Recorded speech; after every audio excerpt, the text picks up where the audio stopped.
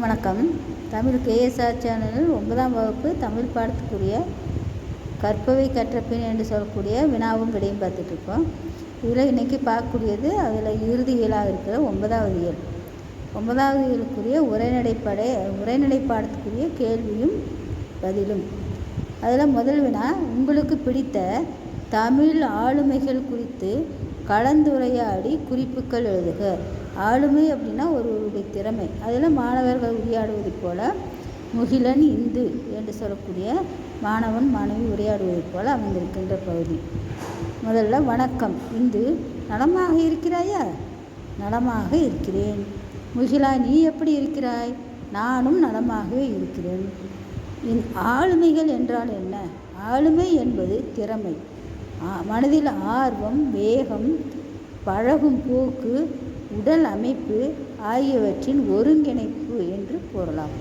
தமிழ் ஆளுமைகள் என்பது என்ன?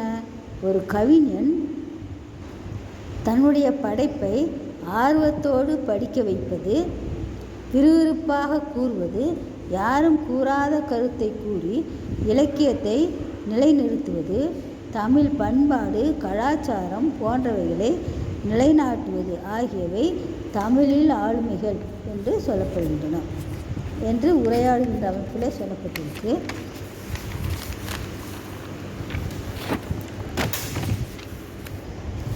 இதனுடைய தொடர்ச்சியாக அந்த உரையாடுதல். இந்து முகிலன், அப்படியா? ஆமாம். மற்றும் சமுதாயம் ஏற்றுக்கொள்ளும் கருத்தை கூறுவது எதிர்கால கணிப்பு, உணர்வுகள் பற்றி கூறுவது தமிழ் ஆளுமைகளாகும். இந்து, நீ எனக்கு புரிய வைத்து விட்டாய், நன்றி, வணக்கம். அடுத்து அதில் குறிப்புகள். தமிழ் ஆளுமை என்பது மொழியின் மீது ஆர்வம் செலுத்தி வளர்ப்பது ஆகும். மொழியின் தனித்திறன், வளர்ச்சி, இலக்கிய மொழிநடை, இலக்கணம் பற்றி கூறுவது.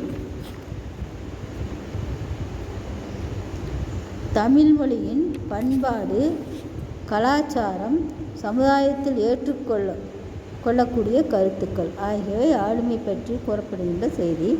இதில் 2வது வினா, உலக தமிழ் மாநாட்டு மலர், பொங்கல் மலர், தீபாவளி மலர் போன்றவற்றில் வெளிவந்துள்ள உலக பொதுவியல் சிந்தனைகளை குறித்து 5 மணித்துளிகள் பேசுக.